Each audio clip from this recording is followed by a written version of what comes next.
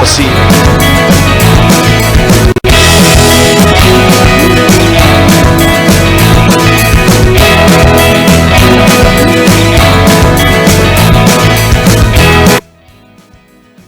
Welcome back जी, एक बार फिर morning spot में आ गए हैं और रहा नहीं जाता ना, वो कहते हैं तलब ही ऐसी है, रहा नहीं जाता। ब्रेक के ऊपर हम सोच रहे थे कि अब आके इस टॉपिक पे बात करेंगे और हमारे जो बड़े प्यारे प्यारे गेस्ट होते हैं वो आप लोगों से मिलने के लिए बैठे हुए होते हैं, आप उनकी बातें सुनने के लिए बैठे हुए होते हैं। हमारी बड़ी प्यारी डॉक्टर हैं, बड़ी इंटेलेक्चुअल हैं और आप लोगों को बड़ा गाइड करती हैं अवेयरनेस के हवाले से।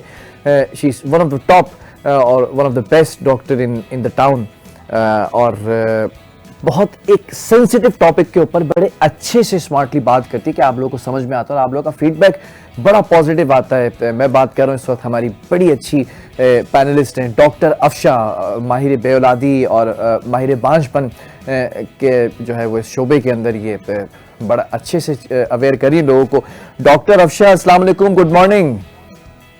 अस्सलाम वालेकुम, कैसे हैं आप? Good morning. मैं ठीक ठाक हूँ और माशाल्लाह इतनी रिफ्रेशिंग आवाज आपकी सुबह सुबह। और फिर उसके बाद सबसे पहले आपको बहुत बहुत मुबारक हो, अभी आप उम्रे पे से होकर आई हैं। बहुत सारे लोगों ने आपको मुबारकबाद भिजवाई है हमारे सोशल मीडिया प्लेटफॉर्म पर। Thank you very much. सबके लिए मैं बहुत ज्यादा दुआ गो रही हूँ और आपको भी मैंने वहां से वॉइस मैसेज छोड़ा जी, था। जी जी जी जी बिल्कुल, बहुत शुक्रिया कि आपने मुझे वहां पे भी याद रखा। और वो मेरी खास वाली जो दुआएं मैंने आपको कही थी वो कर दी थी ना आपने? बिल्कुल बिल्कुल खास वाली। अल्लाह ताला आपके सारे कामों में खैर बरकत डाले और अल्लाह ताला का अगला सफर जो है आपके शादी का वो बड़ा अच्छा गुजरे। मुझे याद था। ये अच्छा था, ये जबरदस्त। डॉक्टर अफशा, टॉपिक लेकर आ गई हैं, अब आप वापस जरा बताएं ना क्या मसाइल हैं और कैसे जो है वो इन मसाइल को प्री स्टेजेस के अंदर। पिछले 27 साल से मेरी प्रैक्टिस है और इनफर्टाइल्स कपल आते हैं मेरे पास। वो लोग, थोड़ा आसान अल्फाज में यूज करूंगी, वो लोग जो बेऔलादी का शिकार हैं, जो चाहते हैं अल्लाह ताला उनको 3 बेटियों के बाद या 4 बेटियों के बाद बेटा दे, वो मेरे से ज्यादा राब्ता करते हैं। और जिनकी शादी को 10 साल हो गए हैं, 15 साल हो गए हैं या 20 साल भी हो गए हैं और वो हर तरफ से मायूस हो चुके हैं, तो वो लोग मेरे पास आते हैं।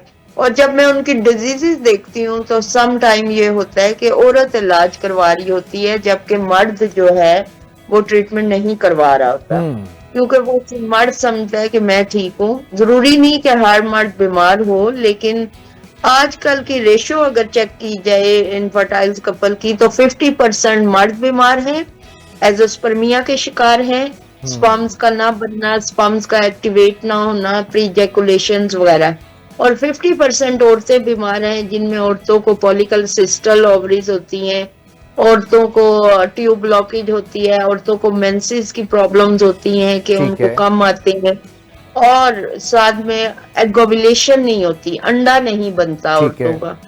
तो हम अगर एवरेज निकालें कि मेल्स एंड फीमेल्स कितने कितने परसेंट बीमार हैं तो 50-50 है। अच्छा, दोनों तरफ पलड़ा बराबर है, क्योंकि किसी को हम कम या ज्यादा नहीं कह सकते इस वक्त। तो इस सोसाइटी में डॉक्टर अफशा, सॉरी आपकी बात काट रहा हूँ, इस सोसाइटी के अंदर हम सारा ब्लेम गेम औरत पे क्यों डाल देते हैं? जरा अवेयर करें ना इस हवाले से कि क्या करना चाहिए प्री स्टेजेस में।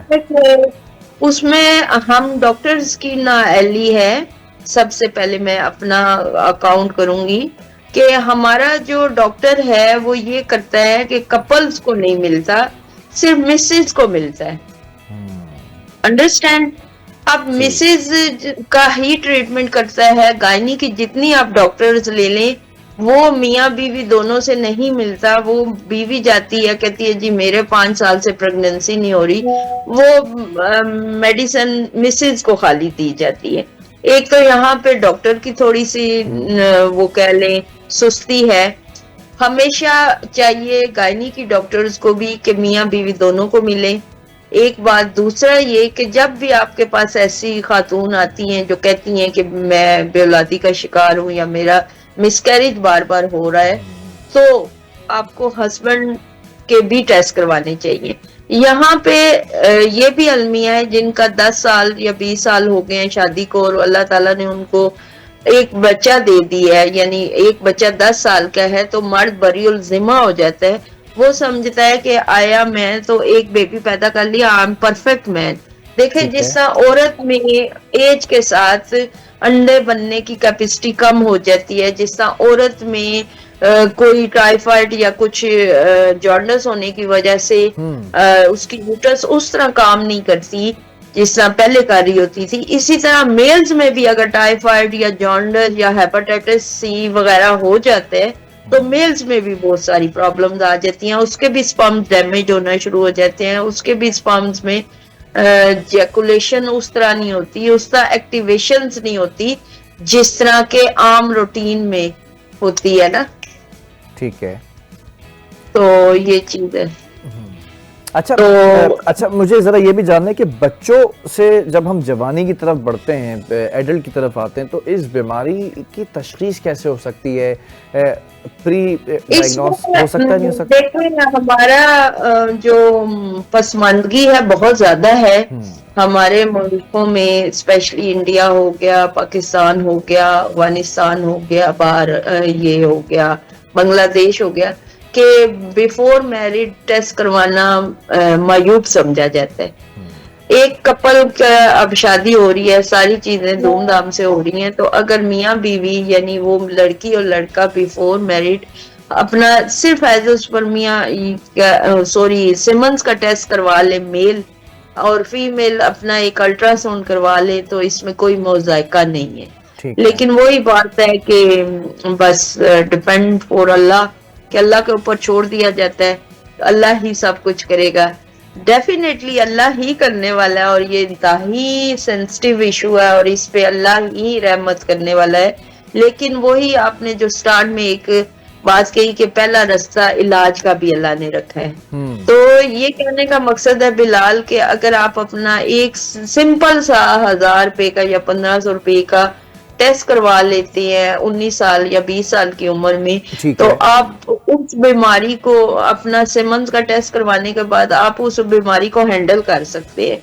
अब होता क्या है, हम शाये करते रहते हैं, हम अपनी बीमारी को छुपाते रहते हैं, या हम सेल्फ मेडिकेशन, जो मेरे पास कपल आज वो सेल्फ मेडिकेशन के बहुत, स्पेशली मेल्स, वो अपनी प्रॉब्लम किसी को नहीं शेयर करते। और यहाँ पे औरतों का भी कसूर है, बहुत ज्यादा कसूर है, कि अगर औरत की कोई बीमारी निकल आती है तो मर्द कभी भी शाउट नहीं करता, कभी भी शोर नहीं करता, बल्कि वो आपको ट्रीटमेंट करवाने की तरफ चल पड़ता है कि मेरी बीवी है तो मैं इसका ट्रीटमेंट करवाऊंगा, ये मेरी ड्यूटी है। लेकिन यहीं पे अगर मर्द को कोई स्पर्म्स की वीकनेस आ जाती है, या स्पर्म्स कम है या स्पर्म नहीं है, नील है, तो वो उसका ट्रीटमेंट करने के बजाय उसको बदनाम करना शुरू कर देती है कि तुम मतलब देखिए, औरत का थोड़ा सब्र मर्द के मामले में कम है, अपने बच्चों के मामले में औरत का बहुत सब्र है,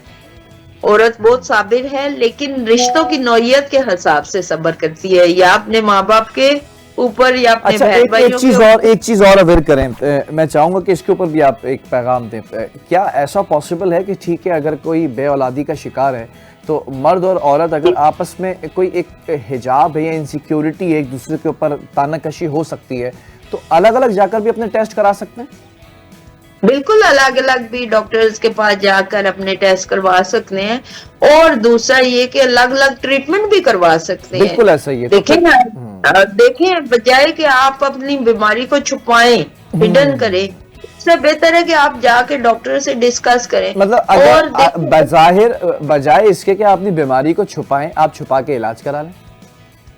हाँ, आप छुपा के इलाज करवा लें। हाँ। और दूसरी बात ये कि औरत को भी यहाँ पे ज़र्फ बड़ा करने की जरूरत है। देखें, अक्सर औरतों के पॉलिकल सिस्टल ओवरीज होती हैं, फाइब्राइड होती हैं, मर्द उनके ऑपरेट करवाते हैं या ट्रीटमेंट करवाते हैं और वो ठीक हो जाती हैं, उसके बाद अल्लाह ताला उन्हें बच्चे देना शुरू कर देता है। ठीक है, अब वहीं पे अगर मर्द का ट्रीटमेंट की बारी आती है तो औरत अपने खानदान में उसको, मैं मतलब देखें, एक बहुत जबरदस्त पॉइंट, काउंसलिंग करने की कोशिश कर रही हूँ औरतों की, कि अगर आपका बेड टाइम नहीं अच्छा, आपका रूम टाइम जो अपने हस्बैंड के साथ आपका टाइम होता है वो किसी भी वजह से आपको किसी बीमारी का शिकार है, तो आप अपने मियाँ के शाना बिशाना चल ले, डॉक्टर के पास जाएं, डॉक्टर से डिस्कस करें और डॉक्टर से ये पूछे कि भी इसका क्या फर्दर स्टेप्स हैं कि आप ये वो